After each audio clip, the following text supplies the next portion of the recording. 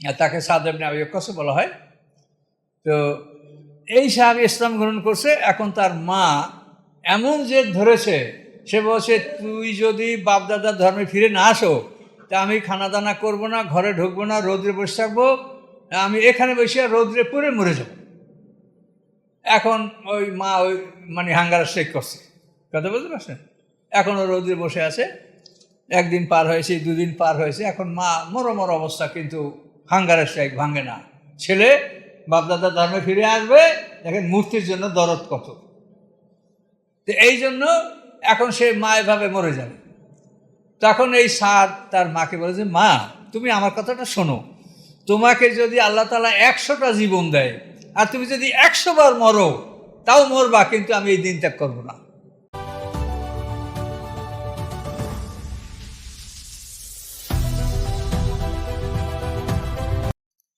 আসসালামু আলাইকুম। আমরা সূরা আনকাবুত থেকে ইনশাআল্লাহ আলোচনা শুরু করব। আনকাবুত শব্দের অর্থ মাকড়সা, স্পাইডার। তো এই সূরার মধ্যে আল্লাহ শেষ ভাগে বলেছেন যে আল্লাহ ছাড়া অন্য কারো আশ্রয় যারা গ্রহণ করে তারা যেন মাকড়সার ঘরে আশ্রয় গ্রহণ করলো, আর পৃথিবীতে সবচেয়ে দুর্বলতম ঘর হচ্ছে মাকড়সার ঘর, এই কথাটা আল্লাহ বলেছেন।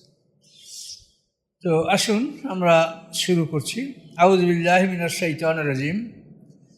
অভিশপ্ত শয়তান থেকে আল্লাহর আশ্রয় কামনা করছি। বিসমিল্লাহির রহমানির রহিম। রহমানুর রহিম আল্লাহর নামে শুরু করছি। আলিফ লাম মিম, এটা আয়াতে মুতাশাবিহাত, এর অর্থ আমরা জানি না। আল্লাহ বলেন হাসিবান নাসু আন ইউতরাকু আন ইয়াকুলু আমান্না হুম লা ইফতানুন। মানুষেরা কি ধারণা করেছে যে তাদেরকে এই কথার উপরে ছেড়ে দেওয়া হবে যে তারা বলছে আমান্না, আমরাই মেনে এনেছি? এই কথা উপরেই কি তাদেরকে ছেড়ে দেওয়া হবে? তাদেরকে দায়িত্ব শেষ করে দেওয়া হবে? ওহুম লা ইফতানুন, তাদেরকে কি পরীক্ষা করা হবে না? কাজেই যারা আমান্না বলেছে তাদেরকে আল্লাহ পরীক্ষা করবেন। পরীক্ষা ছাড়া আল্লাহ কাউকে গ্রহণ করবেন না। এখন এই পরীক্ষাগুলি আল্লাহর আদেশ নিষেধের মাধ্যমে আমাদের পরীক্ষা। তো পরীক্ষার কথাটা আসলেই পরীক্ষা হইতে হলে প্রশ্নপত্র লাগবে, উত্তরপত্র লাগবে, পরীক্ষার হল লাগবে, খাতা দেখবে কি এক্সামিনার লাগবে, এগুলি সব আমাদের এক কথাই চলে আসতেছে। তো এখন আল্লাহ বলছেন যে আমি পরীক্ষা ছাড়া কোনো মানুষ মুখে বলবে আমি ইমান আনছি, আমি একে এই অবস্থায় আমি তাকে ছেড়ে দেবো না, তাকে গ্রহণ করব না। তাহলে এখন আমরা পরীক্ষার সম্মুখীন। এই পৃথিবীটা হচ্ছে আমাদের পরীক্ষার হল, এটা বসবাসের জায়গা না, এটা পরীক্ষার হল। এখানে এক বাস ঢুকবে, পরীক্ষা দেবে, বের হয়ে যাবে, আবার আর এক বাস ঢুকবে, পরীক্ষা দিবে, বের হয়ে যাবে। এটা পরীক্ষার হল, এটা আপনি হল পাইলেন। এরপরে এই পৃথিবীর এই হলের পরীক্ষার প্রশ্নপত্র হচ্ছে আল কোরআন, আর পরীক্ষার্থী হচ্ছে আমরা সবাই। প্রশ্নপত্র হচ্ছে আল কোরআন, আর উত্তরপত্র হচ্ছে আমাদের গলায় লটকানো আমলনামা। পরীক্ষা শুরু হবে না বালেগের আগে।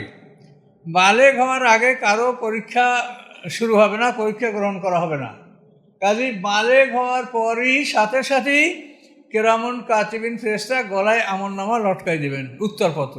তো এখানে যা বলা আছে এটা আপনি করলে সাথে সাথে ফেরেশতারা এটা এখানে লিপিবদ্ধ করবে। এই পরীক্ষার সিস্টেমটা হলো। তাহলে এখন এই পৃথিবীটাকেই যদি আমরা মনে করি যে এইটা সুখ শান্তি সব কিছুর জায়গা এটা, তাহলে আমরা কত বড় ভুলের মধ্যে আছি সেটা দেখেন। তাহলে আমরা জ্ঞানের অভাবে আমরা ধ্বংস হয়ে যাচ্ছি। পৃথিবীতে আমরা যা নিয়ে কারাকারি করছি এটা এমনই কিছু যে আমি আপনাকে মাইরিয়া 10 কোটি টাকা কামাই করব, কিন্তু আমি কামাই করলাম তারপরে আমাকে ডাক আসলো যে আসো তোমার সময় নেই। তাহলে আমি এই 10 কোটি টাকা কামাই আমার কী লাভটা হলো বলে? তাহলে আমরা এই যে কোরআনের জ্ঞান থেকে দূরে থাকার কারণে পৃথিবীতে যত অশান্তি সবই এগুলো নিয়েই, নেতৃত্ব, ক্ষমতা, অর্থ, এইসব বিষয় নিয়েই পৃথিবীতে সব দাঙ্গা হাঙ্গামা হচ্ছে। কিন্তু এটা শুধু অবুঝের কারণে, যে আমরা বুঝি না যে আসলেই এটা পরীক্ষার হল, এখানে আমাদের পরীক্ষা দেওয়া উচিত। মনোযোগ সহকারে পরীক্ষা দিলে তার রেজাল্ট আপনি ডাইন হাতে পাবেন, পাস করবেন, তারপর আপনার জীবন শুরু হবে। হাসরের ময়দানে বিচারের পরে মানুষের জীবন শুরু হবে। ঠিকানা হবে মাত্র দুইটা, জান্নাত এবং জাহান্নাম। পাশ করবে যারা তারা জান্নাতে, ফেল করবে যারা তারা জাহান্নামে। তো এই যারা পাশ করবে এদের মধ্যে আবার আরেকটা গ্রুপ আছে যারা মানে একসঙ্গে ভেস্তে যাবে না, শাস্তি খাটার পরে ভেস্তে যাবে, এরকম একটা গ্রুপ থাকবে। যারা দুজকে ঢুকবে, শাস্তি কাটার পরে তারা ওখান থেকে মুক্তি পেয়ে জান্নাতে যাবে। তো এখানে এই বিষয়টা আপনারা খুব গুরুত্ব সহকারে চিন্তা করেন যে আল্লাহ বলছেন পরীক্ষা ছাড়া তোমাকে ছেড়ে দেওয়া হবে না, তোমাকে গ্রহণ করা হবে না। তাহলে এই যে প্রশ্নপত্র, এটা যদি আপনি ভালো করে না দেখেন তো পরীক্ষাটা দিবেন কীভাবে? প্রশ্নপত্র হচ্ছে আল কোরআন, এবং এখন পৃথিবীতে যারা আছে সবারই প্রশ্ন আল কোরআন। এখন যদি কেউ বলে যে না আমি বাইবেল আমার প্রশ্নপত্র, এটা কি হবে? কেউ যদি বলে গসপেল বা ইনজিল আমার প্রশ্নপত্র, এটা কি হবে? কাজে এগুলো বুঝতে হবে যে পৃথিবীতে যে আছে যেখানেই দেখেন অনেক ধর্মের ধর্মাবলম্বীরা তারা এত ত্যাগ করে যেটা মনে হয় যে আমরা মুসলমান আল্লাহর বিধানে যা আছে তার সাথে কঠিন সাধনা তারা করে যাচ্ছে। আমরা মুসলমানদের তো কোনো কঠিন সাধনাই নেই। আমরা 5 বার আল্লাহর সামনে হাজির হয়ে নামাজ পড়ি, বছরে 1 মাস রোজা রাখি, হজ যদি ফরজ হয় করবো, কোরবানি, এই তো আমাদের কাজ। কিন্তু দেখেন অন্যান্য ধর্মের যারা ধর্মযাজক বা সাধক তারা কিন্তু এসে অনেক পরিশ্রম করে। কেউ ধর্ম হিসাবে মনে করে যে আমি দাড়িমো জীবনেও কাটবো না, এটা সে ধর্মীয় একটা ন্যাক মনে করে। কিন্তু ভেবে দেখেছেন যে এটা কত কষ্টকর কাজ? একটু ভেবে কত কষ্টকর। আপনি যদি দাড়িমোছ নাই কাটেন ঠিক মতো, তো আপনি কীভাবে আপনার কানা দানা আপনার কি একটা দুঃসহ জীবন আপনার হবে। কিন্তু তারা এটা মনে করছে এটা ধর্মীয়, এটা কাটা যাবে না, কেউ নখ কাটবে না। এভাবে বিভিন্নভাবে তারা কেউ অনাহারে থাকে, কেউ বিভিন্ন অবস্থা পালন করে, গৃহত্যাগ করে, সংসার পালন করে না, বিবাহ করে না, এরকম কিন্তু অনেক ত্যাগ তারা করে। কিন্তু এইটা নিজের ইচ্ছায় করলে হবে না। আপনি যদি নিজের ইচ্ছায় এক খাতা ভরে উত্তর দেন তা আপনি নাম্বার পাবেন? খাতা যে দেখবে সে প্রশ্ন দেখবে, উত্তর নিবে। তাহলে আপনি যে কাজটা করলেন এটা প্রশ্নে নাই, আপনি খাতা ভরেছেন, ঠিক কে নেবে এটা? বলেন তো, কাটিয়ে দেবে যে 1 নম্বরও পাবো না, 0। এই বিষয়গুলো আপনাদের বুঝতে হবে যে পৃথিবীতে এটা অনেকে প্রশ্নও করেন যে হুজুর এখন যারা ইহুদি আছে, খ্রিস্টান আছে, অন্যান্য বৌদ্ধ বিভিন্ন ধর্মের যারা যাজক সাধক যারা আছে, তাহলে তারা কি হবে? প্রশ্নপত্র ফলো না করলে কিছুই হবে না। আপনি বোঝেন, আপনি যে হলে আছেন এই হলের পরীক্ষার্থীর জন্য যে প্রশ্নপত্র, এই প্রশ্নপত্র ছাড়া যদি অন্য কোনো প্রশ্নপত্র আপনি ফলো করেন আপনি একটা নাম্বারও পাবেন না, 0 পাবেন। পরিষ্কার।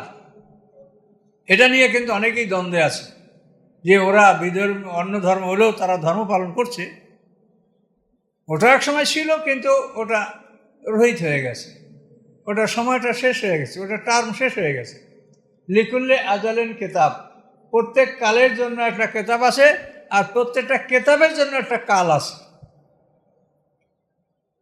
কালের জন্য কেতাব, কেতাবের জন্য কাল, একই জিনিস। এই কোরআনের জন্য কাল, কিয়ামত পর্যন্ত এই কোরআন ছাড়া অন্য কোনো কোরআন, অন্য কোনো আসমানি কিতাব আসবে না। তো এই বিষয়টা আমাদের স্মরণ রাখতে হবে যে আমরা এই পরীক্ষার হলে আছি। এখানে যে যত ভালো পরীক্ষা দেবেন তত ভালো রেজাল্ট করবেন। যারা পৃথিবীর মালিক, যারা অনেক কিছু করতে পারত, তারা এখানে কিছুই করে নাই। তার কারণ যে পরীক্ষার হলে কি করব, আমি তো এখান থেকে যাব। হ্যাঁ, ওমর ফারুকের মতো মানুষ যে বিশাল মানে এশিয়া, ইউরোপ, আফ্রিকা মহাদেশব্যাপী বিশাল সাম্রাজ্যের মালিক, তিনি শুকনো রুটি, জবের রুটি, ময়দার রুটি কম খেতেন। এই হালকা একটু তেল বা একটু সামান্য কিছু দিয়ে খেয়ে নিতেন। তাকে জিজ্ঞাসা করার বলতেন যে আল্লাহ যেন হাসরের ময়দানে আমাকে এই কথা না বলে আজহাবতুম তৈয়্যিবাতিকুম ফি হায়াতিকুমুদ দুনিয়া। কাফেরদেরকে বলবে আল্লাহ যে তোমরা তোমাদের পবিত্র বস্তুগুলি সব দুনিয়ায় নিঃশেষ করে দিয়েছো, কিচ্ছু রাখো নাই বাকি, এখন এখানে আগুন ছাড়া নাই। কাজে ওমর ফারুক বলে যে আমাকে যেন আল্লাহ এটা না বলে যে দুনিয়ায় তুমি সব খেয়ে দিয়ে শেষ করে আমার কাছে আসছো। এই জন্য আমি ক্ষমতা থাকা সত্ত্বেও আমি সকল ধরনের ভোগ বিলাস আমি করব না। তো এগুলো হলো ব্যক্তিগত জীবনের ব্যাপার। আপনি ভালো জীবনযাপন করেন, এটা আল্লাহ নিষেধ করেন। এই ভালো খানা, ভালো পোশাক এটা আপনি পরতে পারবেন, কিন্তু ইসরাফ না করেন। হক আদায় করতে হবে সম্পদের, ঠিকমতো জাকাত দিতে হবে, প্রতিবেশীর হক আদায় করতে হবে।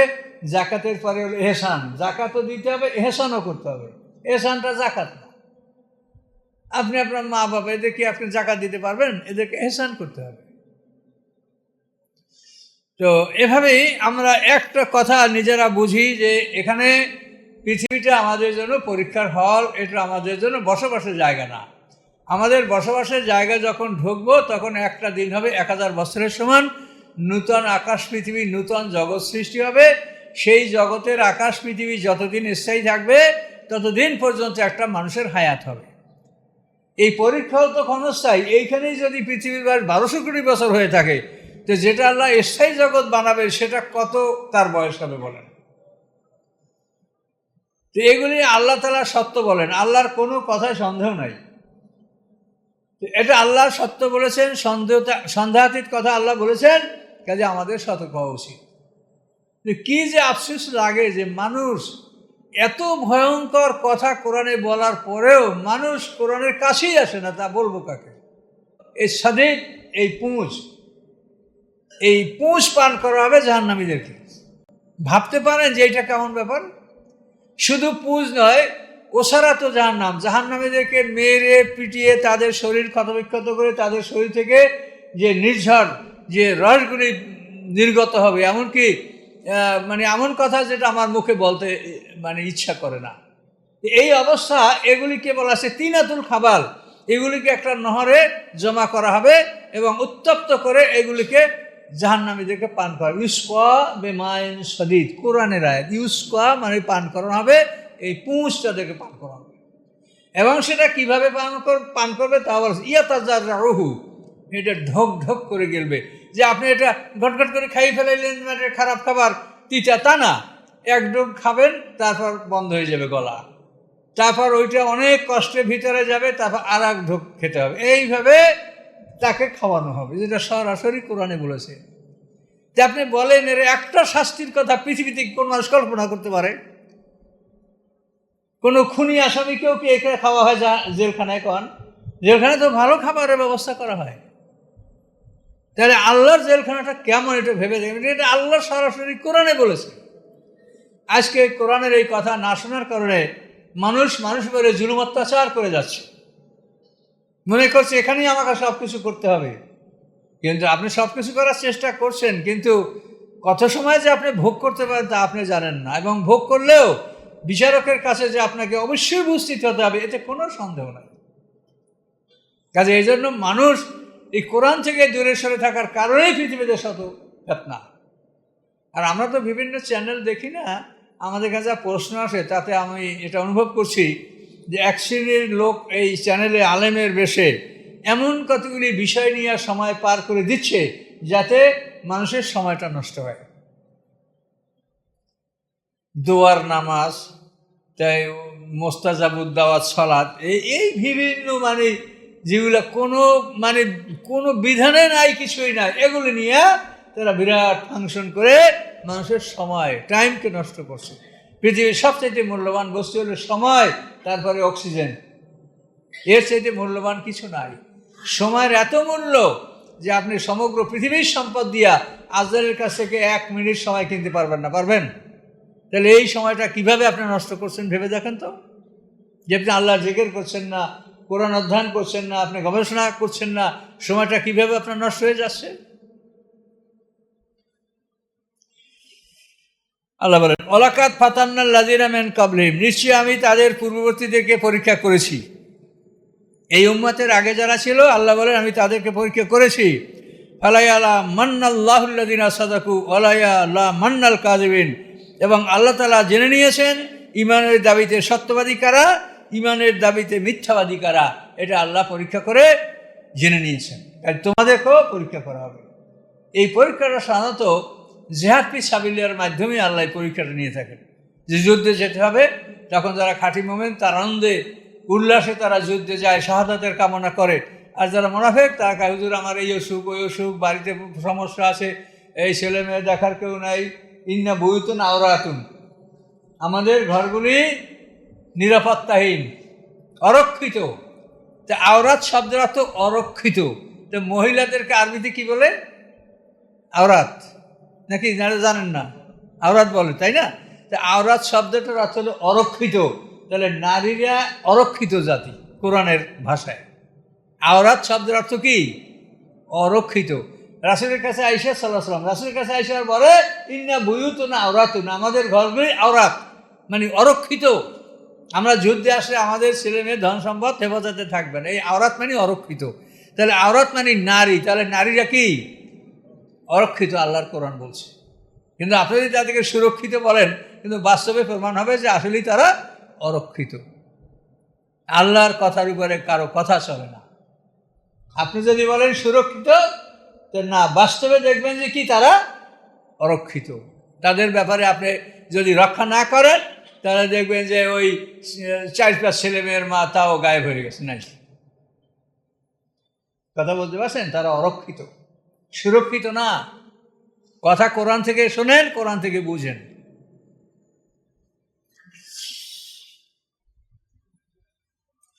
এখন এ হাতের শানের উদ্দেশ্যের আল্লাহ রসুল কাবাঘরের ছায়ায় একটা বিছানার চাদরকে বালিশ করে শুয়ে আছেন।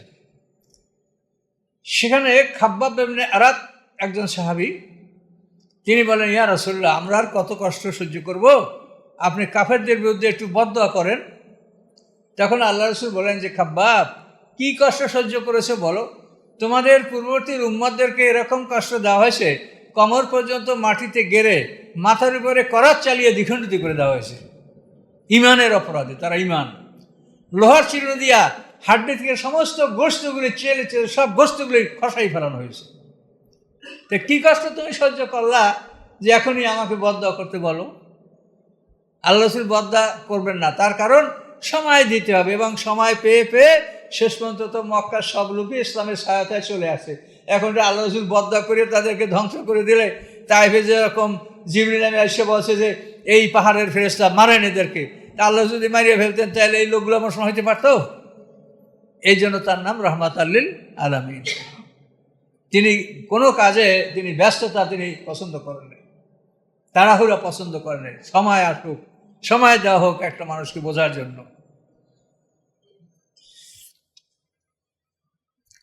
আল্লাহ বলেন, আহাসিবাল্লাযীনা ইয়া'মালুনা সাইয়্যাতি আইয়াসবিকুনা, যারা খারাপ কাজ করে, অপরাধ করে, এভাবে ইমানদারের উপরে জুলুম অত্যাচার করে, তারা কি ধারণা করেছে যে তারা আমার থেকে এড়িয়ে যাবে?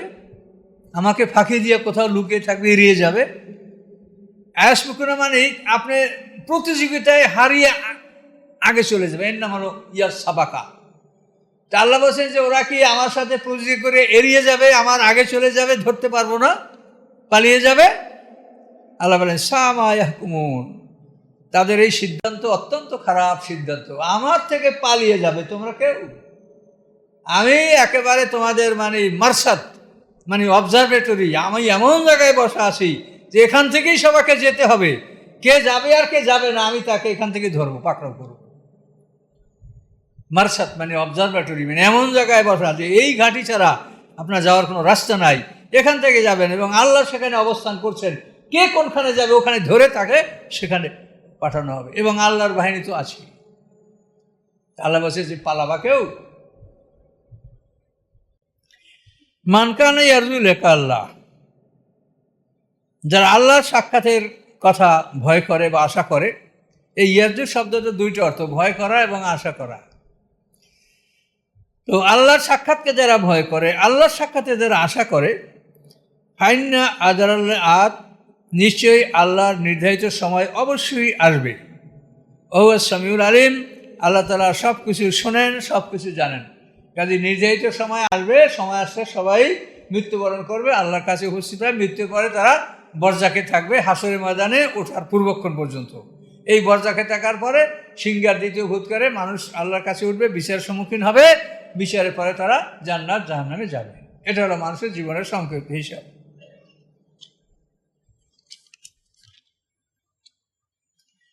অমান জাহাদা ফাইন্নামা ইউজাহিদু লিনাফসিহি, যে পরিশ্রম করে সে তার নিজের জন্যই পরিশ্রম করে।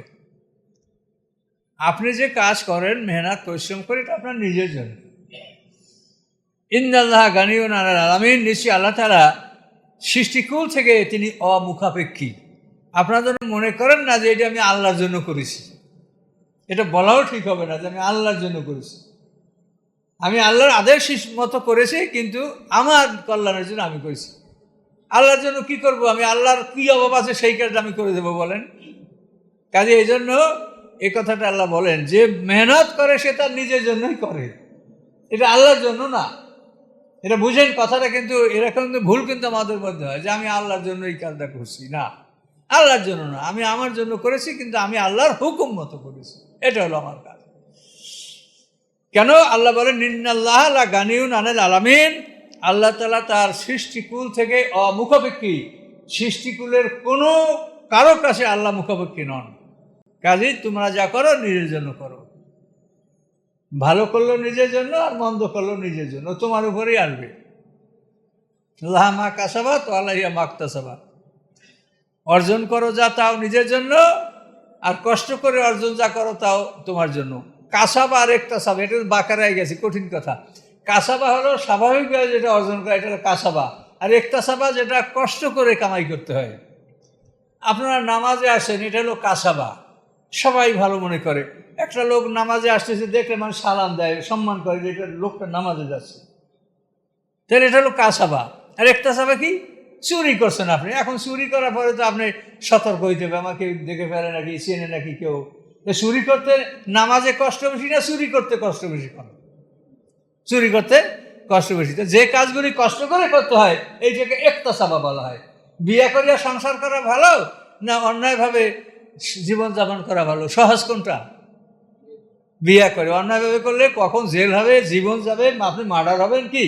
তো কাসাবা হলো যেটা স্বাভাবিকভাবে করা যায়, আর একতাসাবা হলো যেটা নিজের বিবেকের বাইরে, সমাজেরও মানে বিবেকের বাইরে, এমন কাজগুলিকে বলা হয় একতাসাবা। আর কাসাবা হলো স্বাভাবিক সংসার, বিয়ে করে সংসার করেন, স্বাভাবিক জীবন। আর যদি এটা না করে আপনি চিরকুমার হন, তা আপনি যে কি কুমার না কদু সেটা সময় মতো দেখা যাবে। কথা বুঝতে পারছেন?